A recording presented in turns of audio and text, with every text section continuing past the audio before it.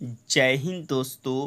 आप सभी का स्वागत है आपके अपने यूट्यूब चैनल बीपीएससी योद्धा पे। दोस्तों आज की इस वीडियो में हम डिस्कस करेंगे लूसेंट सामान्य अध्ययन, जो कि दोस्तों ये आपका 18वां संस्करण है। और दोस्तों हम आज के इस वीडियो में प्राचीन भारतीय इतिहास को स्टार्ट किया है।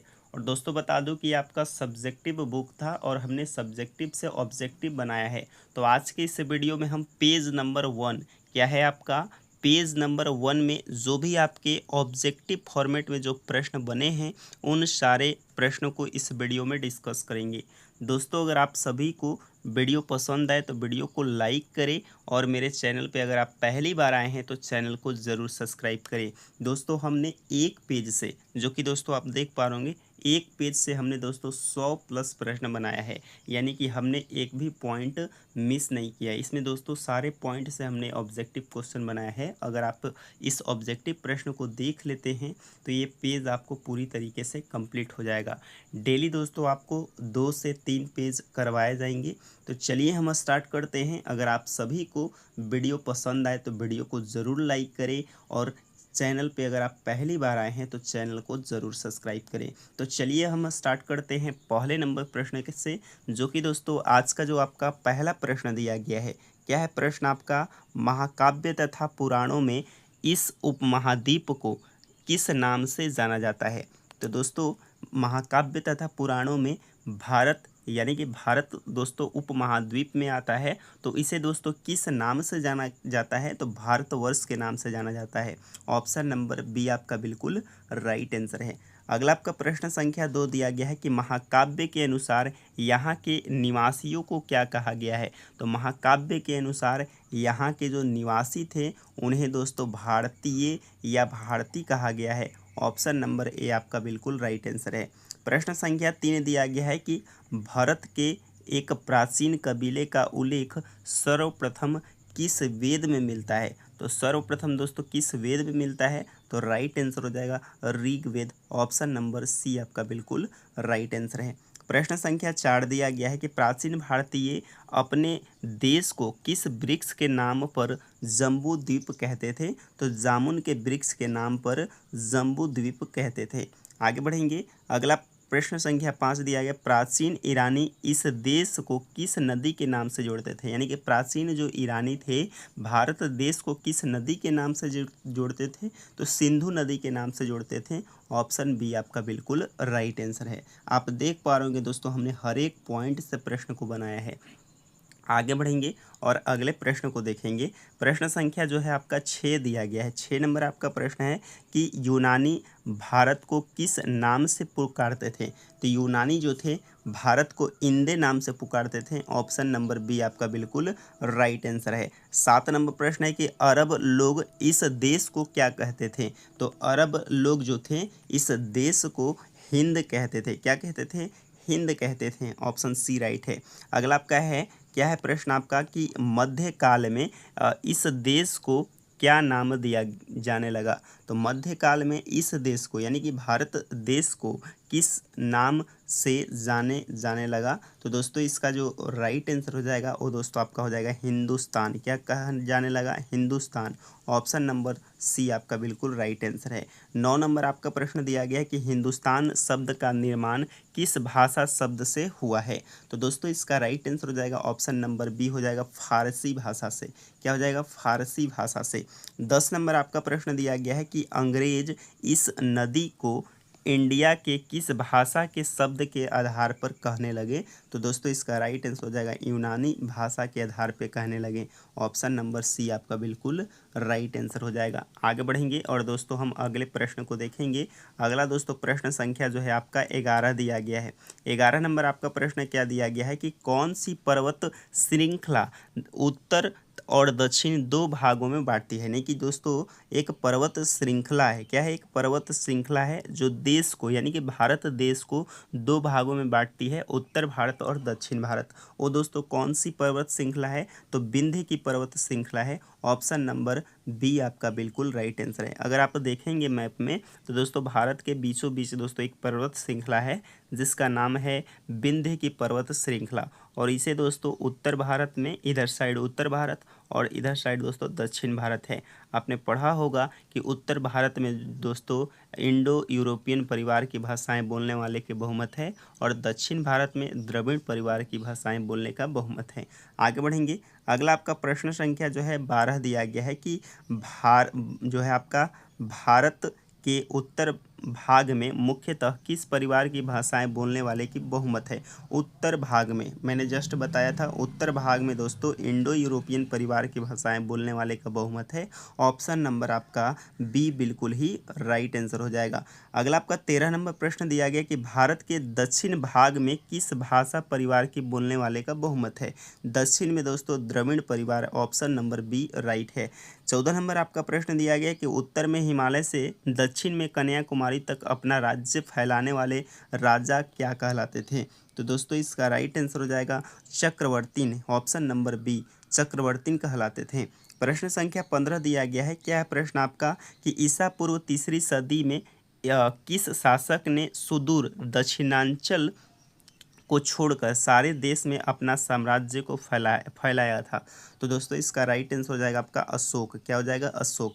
आगे बढ़ेंगे। अगला आपका 16 नंबर प्रश्न दिया गया है कि ईसा की 4ठी सदी में किस राजा की विजय पताका गंगा की घाटी से तमिल देश की छोर तक पहुंची थी।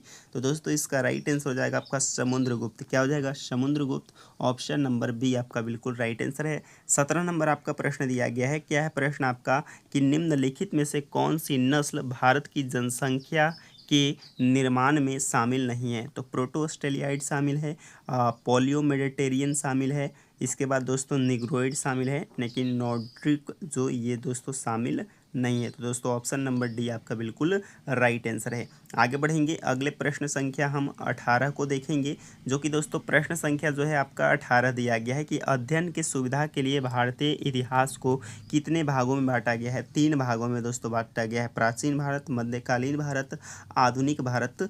दोस्तों 3 भागों में, जो कि दोस्तों कौन सा ऑप्शन है? ऑप्शन नंबर बी आपका बिल्कुल राइट आंसर है। दोस्तों आप सभी को पता होगा प्राचीन भारतीय इतिहास को 3 भागों में हम धर्म के आधार भी कहते हैं। पहला दोस्तों आपका है प्राचीन भारतीय इतिहास, जो कि दोस्तों इसे जो है हिंदू राज्य कहते हैं, यानी कि हिंदू राजाओं ने प्राचीन भारतीय इतिहास में राज किया। इसके बाद दोस्तों मध्यकालीन भारत में अगर आप देखेंगे तो मुस्लिमों ने राज किया, और आधुनिक भारत के इतिहास में दोस्तों ब्रिटिशों ने राज्य किया। तो दोस्तों ये धर्म के आधार पर भी दोस्तों भारतीय इतिहास को 3 भागों में बांटा गया है। अगला दोस्तों प्रश्न संख्या जो है 19 दिया गया है। क्या है प्रश्न आपका? इतिहास को सबसे पहले 3 भागों में बांटने का श्रेय किस देश के इतिहासकार को जाता है। तो जर्मनी के इतिहासकार थे जिनका नाम था क्रिस्टोफ सेलियरस, जो कि दोस्तों ऑप्शन नंबर कौन सा हो जाएगा? ऑप्शन नंबर बी आपका बिल्कुल राइट आंसर है। अगला प्रश्न है इतिहास को सर्वप्रथम 3 भागों में विभाजित करने वाले इतिहासकार का नाम क्या था। तो दोस्तों उनका नाम था क्रिस्टोफ सेलियरस, जो कि ऑप्शन नंबर आपका बी आप बिल्कुल राइट आंसर है। 21 नंबर आपका प्रश्न दिया गया है कि प्राचीन भारतीय इतिहास के विषय में जानकारी मुख्यतः कितने स्रोतों से प्राप्त होती है। तो दोस्तों इसका राइट आंसर हो जाएगा ऑप्शन नंबर बी 4 स्रोतों से। पहला दोस्तों धर्म ग्रंथ, ऐतिहासिक ग्रंथ, विदेशियों का विवरण, चौथा है पुरातत्व संबंधी साक्ष्य, जो कि सबसे अधिक प्रमाणित दोस्तों पुरातत्व संबंधी साक्ष्य ही हैं। अगला प्रश्न है निम्नलिखित में से कौन सा प्राचीन भारतीय इतिहास की जानकारी का मुख्य स्रोत नहीं है। तो धर्म ग्रंथ है, ऐतिहासिक ग्रंथ है, विदेशियों का विवरण है, लोक कथाएं नहीं है। तो दोस्तों ये आपका शामिल नहीं है, बाकी दोस्तों तीनों हैं आपके। एक दोस्तों आपका धर्म ग्रंथ, दूसरा ऐतिहासिक ग्रंथ, तीसरा है विदेशियों का विवरण, और चौथा है दोस्तों पुरातत्व संबंधी साक्ष्य। अगला आपका 23 नंबर प्रश्न दिया गया कि भारत का सर्वप्राचीन धर्म ग्रंथ किसे माना गया है। तो भारत का जो सबसे प्राचीन धर्म ग्रंथ है वो दोस्तों वेद को माना गया है। ऑप्शन नंबर सी राइट है। अगला प्रश्न दिया गया है वेदों के संकलनकर्ता किसे माना जाता है। संकलनकर्ता यानी कि ड्राफ्टिंग, जो कि दोस्तों संकलन क्या होता है कि अगर आपका छोटा छोटा अध्याय है यानी कि चैप्टर है, उसको दोस्तों एक बुक बना दिए, यानी कि सारे को कंपाइल कर दिए। तो वेदों के जो संकलनकर्ता थे वो दोस्तों महर्षि कृष्ण द्वैपायन वेद व्यास को माना गया है, जो कि दोस्तों ऑप्शन नंबर बी आपका बिल्कुल राइट आंसर हो जाएगा। आगे बढ़ेंगे। अगला दोस्तों प्रश्न संख्या जो है आपका 25 दिया गया है। 25 नंबर प्रश्न है कि कौन सा धर्म ग्रंथ यशुधैव कुटुंबकम का उपदेश देता है? तो दोस्तों राइट आंसर हो जाएगा आपका वेद। क्या हो जाएगा? वेद आपका बिल्कुल राइट आंसर है। प्रश्न संख्या 26 दिया गया है कि भारतीय परंपरा वेदों को क्या मानती है? तो भारतीय परंपरा जो है वेदों को नित्य और अपौरुषेय मानती है। अपौरुषेय मतलब कि इसका निर्माण पुरुषों के द्वारा नहीं किया गया है। आगे बढ़ेंगे। अगला आपका दोस्तों 27 नंबर प्रश्न दिया गया है, वेदों की कुल कितनी संख्या है? तो वेद आप सभी को पता होगा 4 वेद है, ऋग्वेद, यजुर्वेद, सामवेद, अथर्ववेद। अगला आपका 28 नंबर प्रश्न है, इनमें से कौन सा वेद 4 वेदों में शामिल नहीं है? ऋग्वेद शामिल है दोस्तों, यजुर्वेद शामिल है, अथर्ववेद शामिल है, लेकिन आयुर्वेद शामिल नहीं है। ऑप्शन नंबर बी आपका बिल्कुल राइट आंसर हो जाएगा। 29 नंबर प्रश्न है, चारों वेदों के सम्मिलित रूप को क्या कहा जाता है? तो चारों वेदों के सम्मिलित रूप से दोस्तों संहिता कहा जाता है। ऑप्शन नंबर सी राइट है। अगला दोस्तों आपका प्रश्न है, ऋचाओं के क्रमबद्ध ज्ञान के संग्रह को क्या कहा जाता है?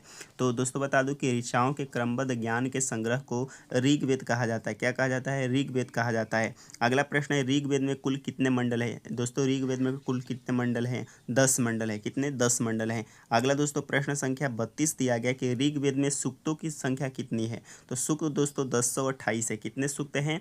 1028 सूक्त हैं। अगला दोस्तों आपका प्रश्न दिया गया कि ऋग्वेद में कुल कितने ऋचाएँ हैं? तो 10,462 ऋचाएँ हैं। दोस्तों मैं एक बार फिर से रिकॉल करा दे रहा हूँ, 10 आपके मंडल हैं, 1028 आपके सूक्त हैं, इसके अलावा 10,462 ऋचाएँ हैं।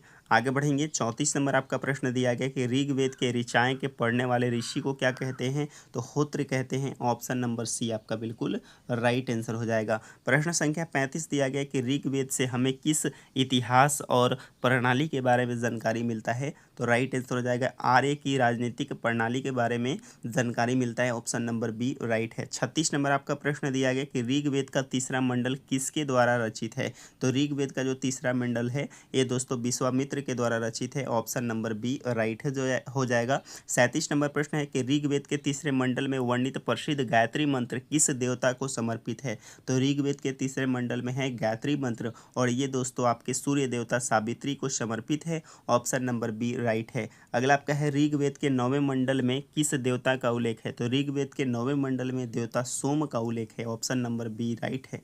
39 नंबर प्रश्न है, ऋग्वेद के किस मंडल की हस्तलिखित ऋचाओं को खील कहा गया है? तो राइट आंसर हो जाएगा 8वें मंडल को हस्तलिखित ऋचाओं का खील कहा गया है। आगे बढ़ेंगे। अगला आपका 40 नंबर प्रश्न दिया गया कि ऋग्वेद का सबसे बड़ा मंडल कौन सा है? तो ऋग्वेद का जो सबसे बड़ा मंडल है वो दोस्तों आपका 10वां मंडल है। क्या? 10वां मंडल। नदी स्तुति सूक्त यानी कि नदियों की प्रशंसा ऋग्वेद के किस मंडल में सम्मिलित है? तो दोस्तों इसका राइट आंसर हो जाएगा आपका 10वें मंडल में। क्या हो जाएगा? 10वें मंडल में। 42 नंबर आपका प्रश्न दिया गया कि वैदिक समाज शास्त्र से संबंधित पुरुष सूक्त ऋग्वेद के किस मंडल में वर्णित है? तो दोस्तों इसका राइट आंसर हो जाएगा 10वें मंडल। क्या हो जाएगा? 10वें मंडल हो जाएगा। अगला आपका है, ब्रह्मांड के सृजन से संबंधित विभिन्न अनुमान किस सूक्त में मिलता है? तो दोस्तों इसका राइट आंसर हो जाएगा Nasadiya Sukta. Option number B. अगला आपका है, ऋग्वेद के 10वें मंडल में विवाह श्लोक किस सूक्त के अंतर्गत आते हैं? तो दोस्तों इसका राइट आंसर हो जाएगा सूर्य सूक्त के अंतर्गत आते हैं। चातुर्ण्यम समाज 4 वर्णों वाले समाज की कल्पना आदि का स्रोत क्या है? तो दोस्तों इसका राइट आंसर हो जाएगा आपका पुरुष सूक्त। क्या हो जाएगा? पुरुष सूक्त। ऑप्शन नंबर बी राइट है, जिसके अनुसार दोस्तों भारतीय समाज को 4 वर्णों में विभाजित किया गया था। पहला दोस्तों आपका वैश्य, शुद्ध वैश्य था, पहला क्षत्रिय, फिर इस पहला जो हो जाएगा दोस्तों बोला गया था कि ब्रह्मा के मुख से जो ब्राह्मण जन्म लिए, भुजाएं से क्षत्रिय जन्म लिए और जांघ से दोस्तों वैश्य जन्म लिए और पैर से दोस्तों शूद्र जन्म लिए। ये दोस्तों बातें दोस्तों ऋग्वेद के 10वें मंडल में वर्णित किया गया है पुरुष सूक्त में। अगला दोस्तों प्रश्न जो दिया गया है, प्रश्न संख्या जो है आपका 47 दिया गया है। क्या है प्रश्न आपका कि पुरुष सूक्त के अनुसार ब्राह्मणों की उत्पत्ति आदि पुरुष के ब्रह्मा के किस अंग से हुई है? तो ब्राह्मण का बोला गया है, तो ब्राह्मण का दोस्तों मुख से हो जाएगा। क्या हो जाएगा? मुख से हो जाएगा। दोस्तों आगे जो दिया गया है कि पुरुष सूक्त के अनुसार क्षत्रिय का उत्पत्ति दोस्तों हुआ था भुजाओं से। ऑप्शन नंबर सी राइट है। इसके बाद दोस्तों वैश्य का दोस्तों हुआ था किससे, जंघाओं से। इसके बाद दोस्तों बोला गया शूद्र, शूद्र का दोस्तों किससे था, तो शूद्र का चरणों से था। आगे बढ़ेंगे। अगला आपका 51 नंबर प्रश्न दिया गया कि 4 प्रमुख जातियों की स्थितियों, व्यवसायों और कर्तव्यों, विशेष अधिकारों को स्पष्ट विभेद कौन करता है। तो दोस्तों इसका राइट आंसर हो जाएगा धर्मसूत्र। कौन करता है, धर्मसूत्र, ऑप्शन नंबर बी।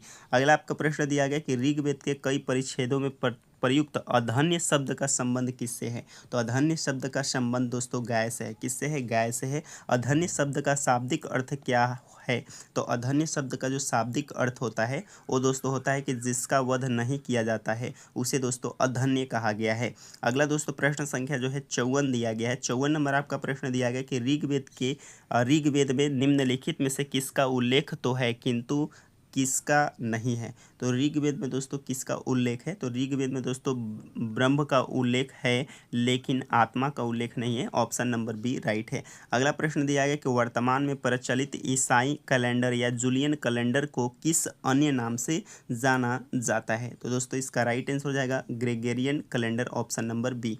56 नंबर आपका प्रश्न दिया गया कि ग्रेगोरियन कैलेंडर किस ईसाई धर्म गुरु के कल्पित जन्म वर्ष पर आधारित है। तो दोस्तों इसका राइट आंसर हो जाएगा ऑप्शन नंबर बी हो जाएगा ईसा मसीह।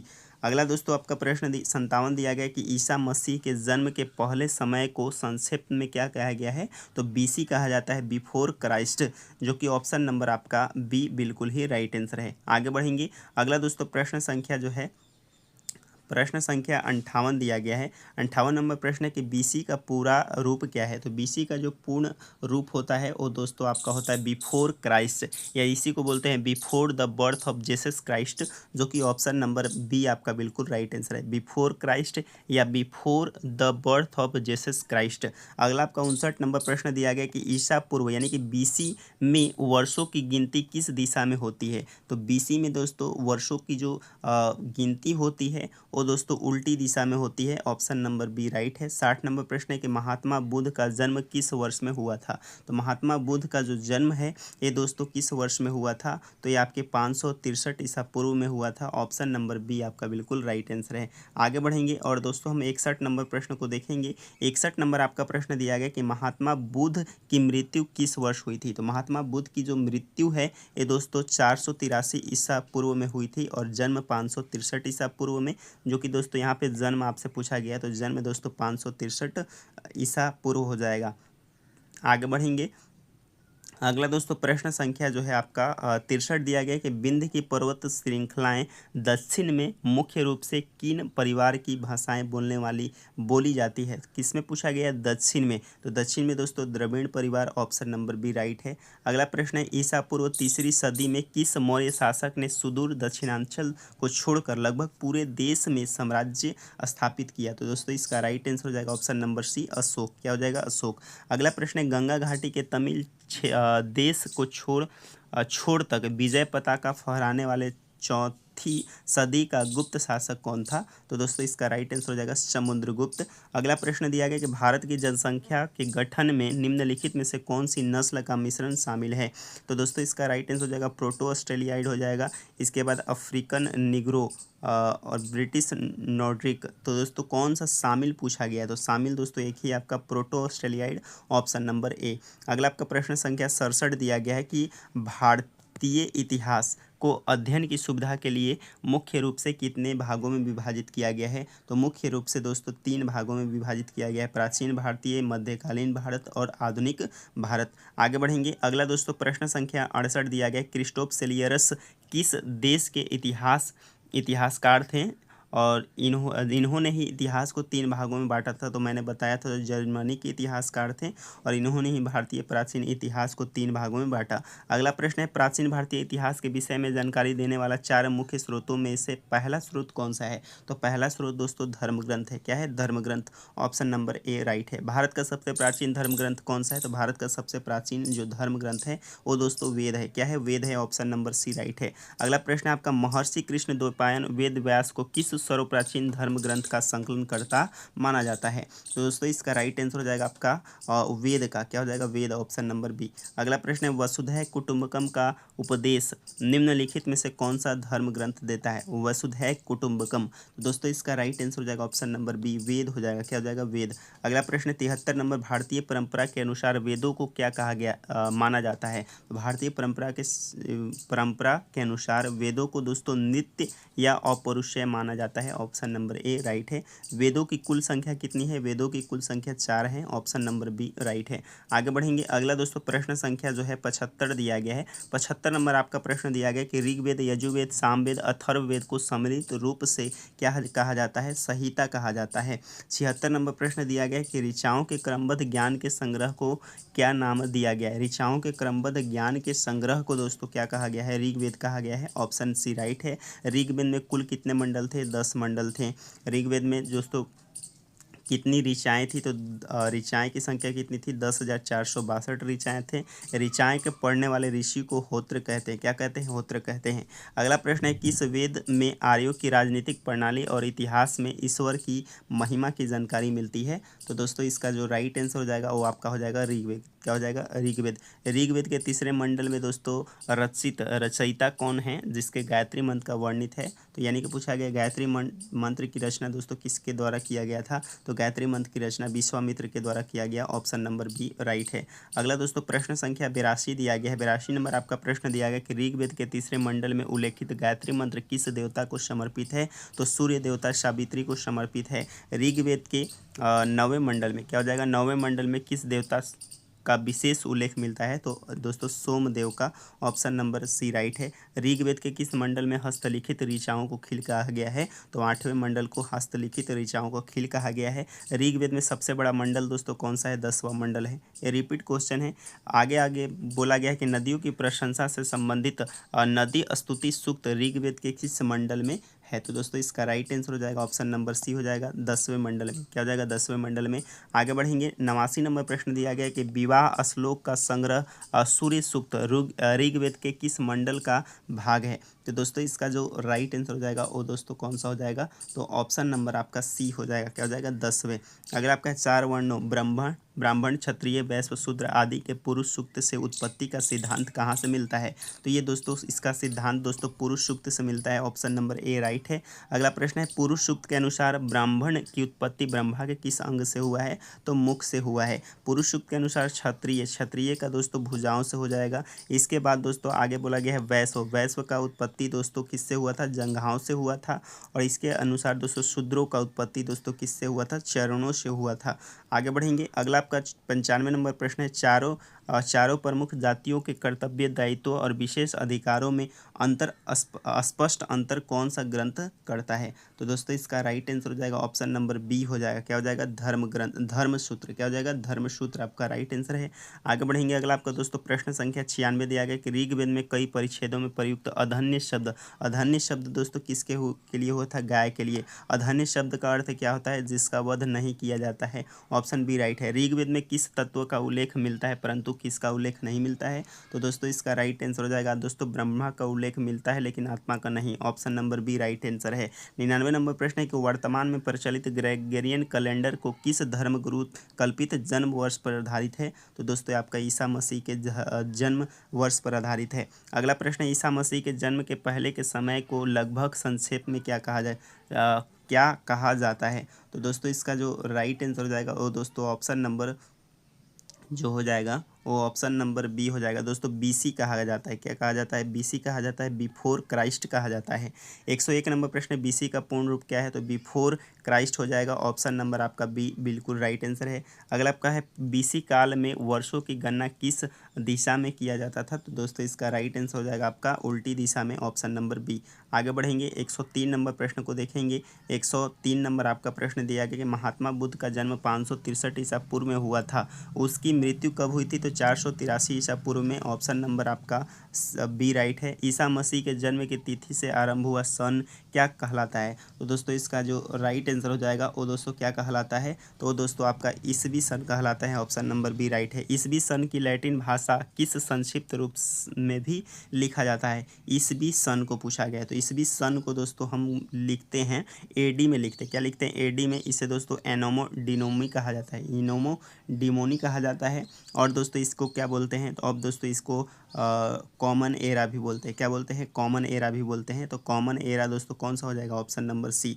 लैटिन शब्द एडी, एडी का पूर्ण रूप क्या है? एनोमो डेमोनी हो जाएगा, ऑप्शन नंबर ए हो जाएगा। लैटिन शब्द एनोमो डेमोनी का शाब्दिक अर्थ क्या है? तो एनोमो डेमोनी का जो शाब्दिक अर्थ हो जाएगा वो दोस्तों हो जाएगा in the year of lord Jesus Christ, option number B. अगला प्रश्न है वर्ष 1904 क्या है आपका? 1904 में अर्ली हिस्ट्री ऑफ इंडिया नामक प्राचीन भारत का पहला सुव्यवस्थित इतिहास किसने तैयार किया था? तो दोस्तों विंसेंट ऑथर स्मिथ ने जो है तैयार किया था, ऑप्शन नंबर बी राइट है। 9 नंबर प्रश्न है अर्ली हिस्ट्री ऑफ इंडिया पुस्तक के लगभग कितने भागों में केवल सिकंदर के आक्रमण का वर्णन है?